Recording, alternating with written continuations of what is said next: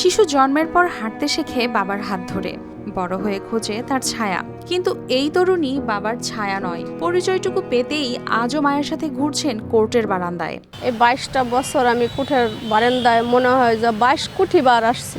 এমনকি ডিএনএ পরীক্ষায় বাবার পরিচয় নিশ্চিত হলেও মিলছে না আইনি স্বীকৃতি। এমনকি বাবার পরিচয়ের বদলে দেয়া হচ্ছে টাকার প্রলোভন।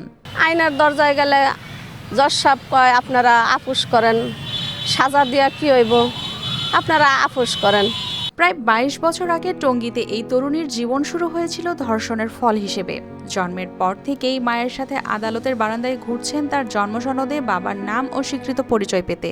আমার কোনো পিতৃ পরিচয় নাই, আমি পড়ালেখা করতে পারি নাই, আমি কোথাও চাকরি নিতে পারি না। আমি 21 বছরের বয়স। আমার এখন হয়তো স্কুল কলেজে থাকার কথা, কিন্তু এখন আমার কোর্টের বারান্দায় আমার মার সাথে ঘুরতে হয়।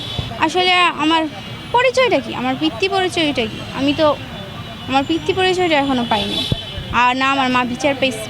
মামলার নথি অনুযায়ী প্রায় 23 বছর আগে টঙ্গীর মার্কন টেকপাড়া এলাকায় নারী পোশাক শ্রমিক ধর্ষণের শিকার হন। পরে তার পরিবার মামলা করলে দীর্ঘ সময় আত্মগোপনে থাকেন অভিযুক্ত। এছাড়াও বিচারিক প্রক্রিয়াও বিভিন্ন আইনি জটিলতায় থমকে যায় বারবার। যে ধার্য তারিখ, সেই ধার্য তারিখে হচ্ছে আমরা পুলিশকে পাচ্ছি না, অথবা আমরা ডাক্তারকে পাচ্ছি না, সেজন্য মামলার সাক্ষীগুলো ঠিকমতো হচ্ছে না। দীর্ঘদিন আপনার মামলার ধার্য তারিখ লেন্দি হতে হতে মামলাটা দীর্ঘসূত্রিতায় পড়ে যায়। এতে হচ্ছে মামলা বিচার প্রার্থীরা বিচার বাধাগ্রস্ত হচ্ছে। তরুণী ও তার মায়ের অভিযোগ, বিচারের দীর্ঘসূত্রিতায় হারিয়ে গেছে জীবনের মূল্যবান সময়। বাবার পরিচয় না থাকায় শিক্ষা, সামাজিক স্বীকৃতি ও ভবিষ্যৎ নিয়ে প্রতিটি ধাপেই তাদের হতে হয়েছে অনিশ্চয়তার মুখোমুখি। জনগণ ছাড়ার উপরে আল্লাহ পাক ছাড়া কেউ নাই। আমি সেই জন্য এখন রাস্তায় আসছি যে জনগণের কাছে, জনক তারেক রহমান স্যারের কাছে বিচার চাওয়ার জন্য।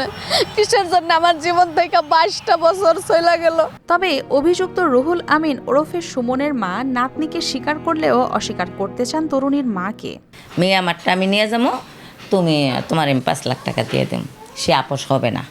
আইনজীবীরা বলছেন, আইনে দ্রুত বিচার কাজ শেষ করার বিধান থাকলেও বাস্তবে বিভিন্ন আইনি প্রক্রিয়া ও জটিলতার ভার আজও বয়ে বেড়াচ্ছেন তারা।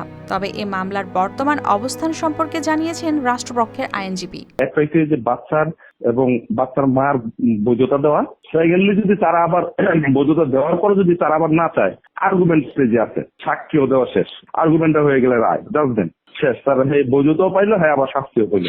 এছাড়া অধিকতর তদন্তে আদালত দায়িত্ব দেন গাজীপুর জেলা পুলিশ ব্যুরো অব ইনভেস্টিগেশনকে। আমাদের কাছে নারাজি মূলে মামলাটা আসে, এরপরে আমরা নির্দিষ্ট সময়ের ভিতরেই তদন্ত রিপোর্টটা জমা দিয়েছি, যেটা আমাদের করার কথা, আমাদের ম্যান্ডেট তদন্ত।